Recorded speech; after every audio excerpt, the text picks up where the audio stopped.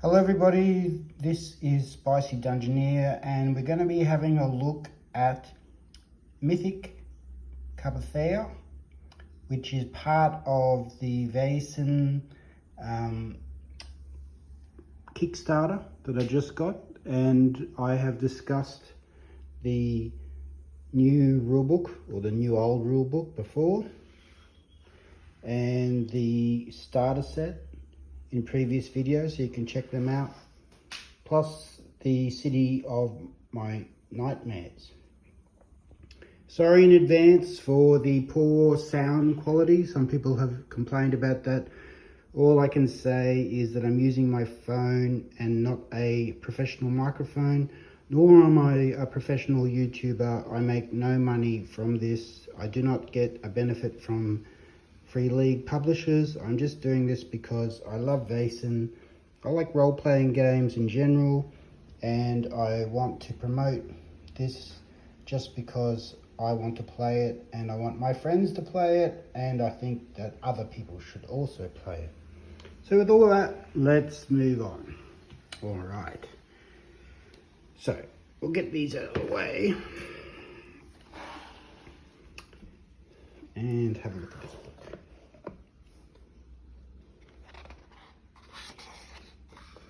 There's the credits. Excellent, talented people who have produced this book, and all due credit should be given to them. The artwork is once again very good, and I really enjoy Free League's books.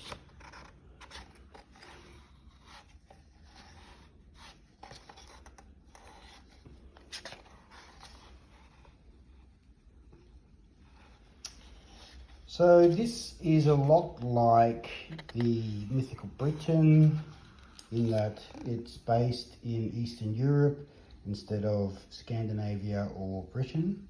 So there's a lot of things that are sort of setting the scene, setting the context for the game, which is good, but for me it's a little bit too much. I hate to say it. I really enjoy it, but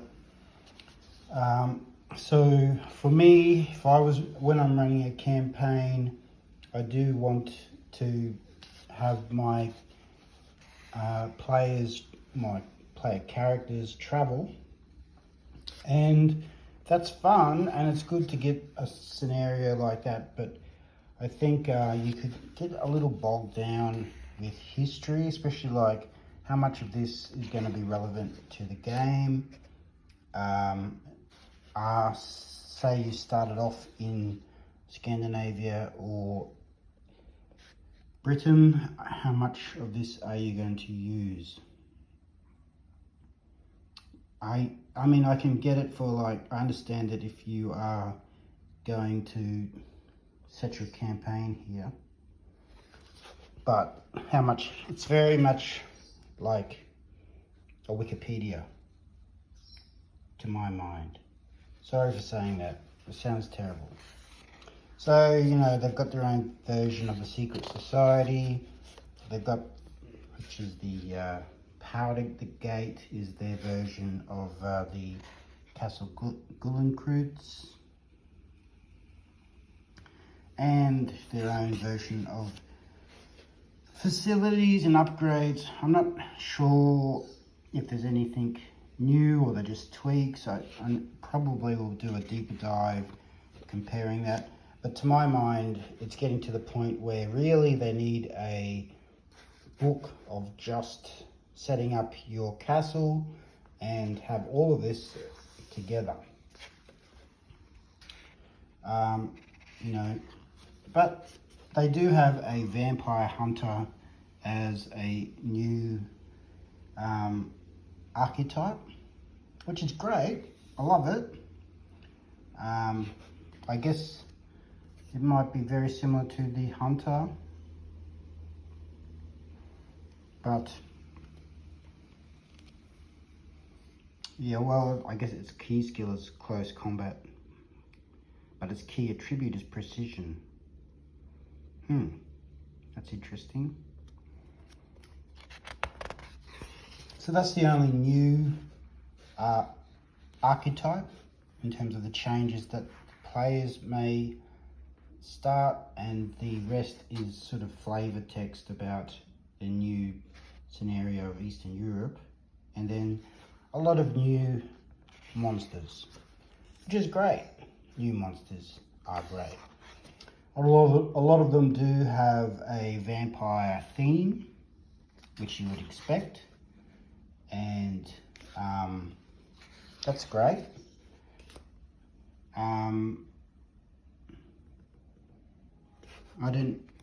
I think that it's very interesting. I didn't know that golems were part of this. I thought they were Jewish, but okay.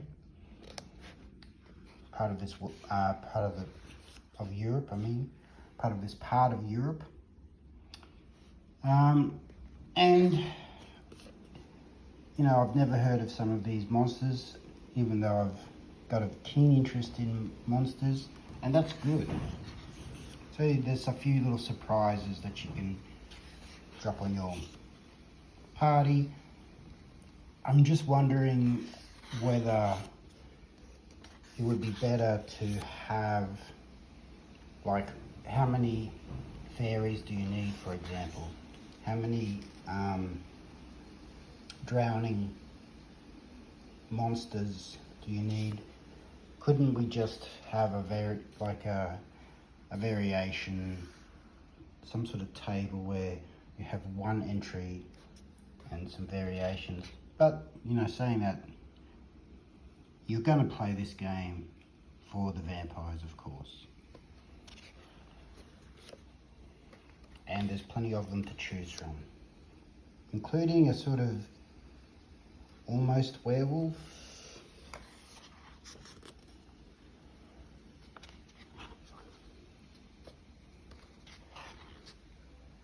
Plus this sort of flying pig, dragon, lizard thing.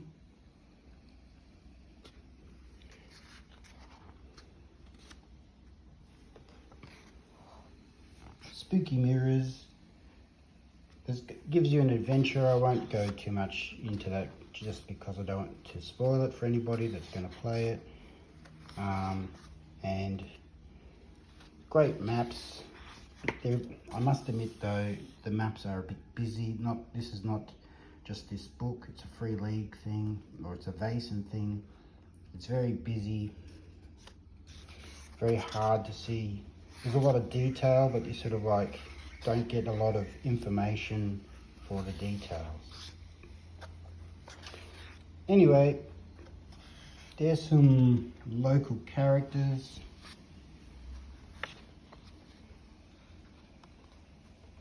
And, you know, it looks, that's good.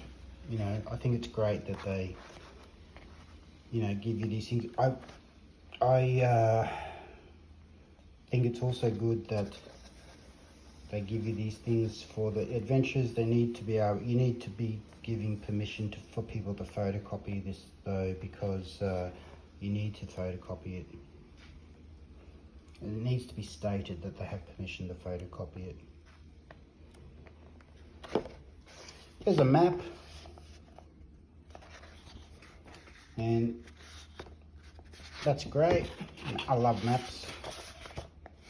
With the Russian Empire and all sorts of things. So, what do you reckon? Are you going to play this game? I think everybody's going to want it just for the vampires. And whether or not they set their campaign here will be the real question, because it's a little bit more difficult. But saying that, if this is your thing, why not? I think it's certainly interesting, and it's great that they're expanding.